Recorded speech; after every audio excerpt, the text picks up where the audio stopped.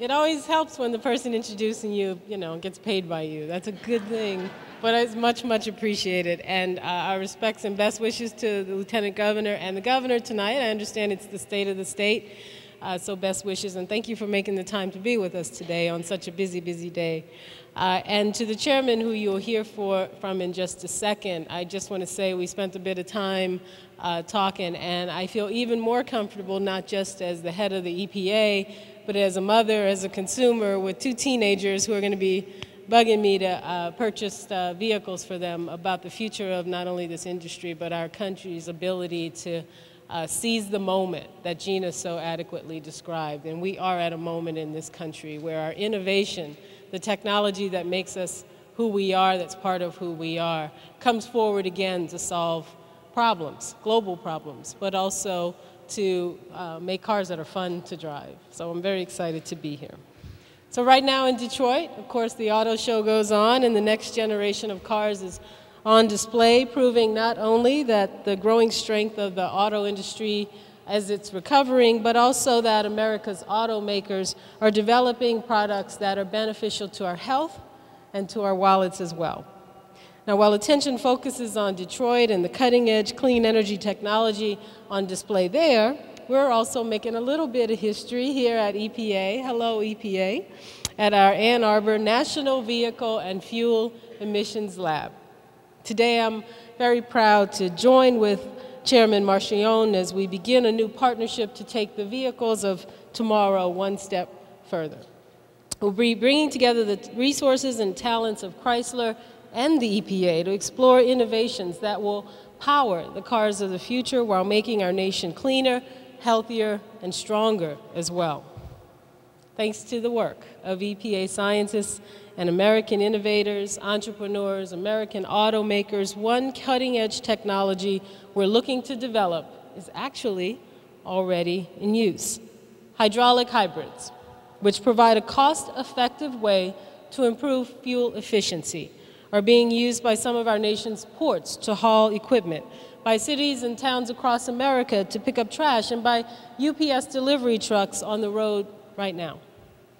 Now we want to take advantage of hydraulic hybrids even further. EPA and Chrysler are exploring ways to make this innovative technology available and affordable to consumers by working to employ that very same technology in light-duty vehicles, starting with minivans. Developing a hydraulic hybrid minivan has the potential to improve overall fuel economy by 30 to 35% and reduce greenhouse gas emissions by about 25%. In city driving, fuel economy could be improved by up to 60%. These are the types of innovations and partnerships we want to encourage, the kind of innovations we hope to spark when we announced President Obama's Clean Cars program just last year. We want to continue working with Chrysler and our other partners on long-term efforts to cut greenhouse gases and increase fuel economy. We also know that more fuel efficiency means less pollution. It means reductions in greenhouse gas emissions that contribute to climate change. It means reductions in toxics that jeopardize our health and our prosperity in the future. It means cutting pollutants that pose immediate threats to our health, emissions that aggravate asthma, for instance, and other health challenges. According to a report released just last week by the Centers for Disease Control and Prevention, nearly 25 million Americans suffer from asthma. That is almost 3 million more cases than were counted just a few years ago in 2005. That puts public health urgency behind this push to make our vehicles cleaner and more efficient than ever. The clean car standards, the technology that they help spur, will be instrumental in cleaning up the air we breathe and keeping Americans healthy. Finally, this innovation is the right move at the right time for our economy. Better fuel economy can save drivers hundreds of dollars a year at the gas pump and thousands of dollars over the life of efficient vehicles. As Americans spend less of their paycheck on fuel, they're also sending less money overseas to import oil.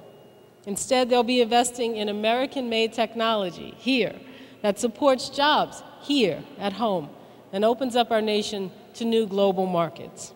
We're already seeing hopeful signs on that front. Chrysler has committed to hiring 1,000 new engineers. We engineers, thank you, sir.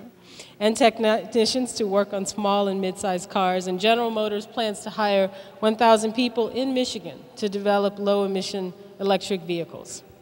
And let me make one last point about the economic benefits of cleaner running cars. The same CDC study that charted the increase in asthma also found that in 2008, individuals with asthma missed 10.5 million school days and 14.2 million work days because of their asthma. As we gather to celebrate innovation as the backbone of our economy, we have to recognize the importance of ensuring that our kids aren't missing 10.5 million school days a year because they're sick.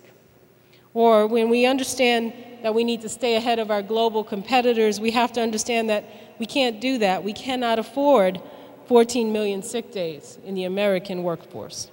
It's just another example of why strong environmental protections are good for our economy. The partnership we're marking today shows that if we take the right steps, we can preserve our climate, we can protect our health, and we can strengthen our economy all at the same time. With those opportunities in mind, EPA is counting on America's unrivaled capacity for ingenuity and innovation.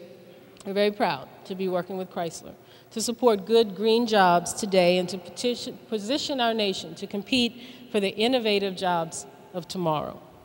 I look forward to a strong partnership and friendship with Chairman Marchione and everyone at Chrysler. I know EPA is very excited today about this partnership and what it means, not just for this lab here, but what it means for our country and our innovation, our ability to innovate together.